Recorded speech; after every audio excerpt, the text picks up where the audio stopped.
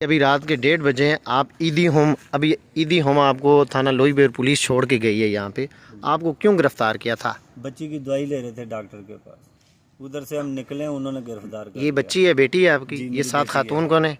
बीवी है मेरी। आपकी मैसेज हैं? जी, कहाँ से आप इसको चेकअप करा रहे थे? नंदन बेकरी के। London bakery. वहाँ कोई डॉक्टर बैठते हैं? जी, उधर डॉक्टर बैठता है। अच्छा, बच्ची बीमार है, ये छोटी बच्ची, इसकी क्या एज है? 1 साल के। 1 साल की ये बीमार है, डॉक्टर को चेक कराने। जी, फिर पुलिस ने आपको कहाँ से गिरफ्तार किया है? 17 नंबर गली को रास्ता एक जाता है, उधर सीढ़ियाँ उतर दी, उधर से हमको गिरफ्तार कर लिया। फिर थाने ले गए? जी, ठाणे। पुलिस ने कैसा रवैया किया? पुलिस ने हमको मारा भी है। किधर मारा है?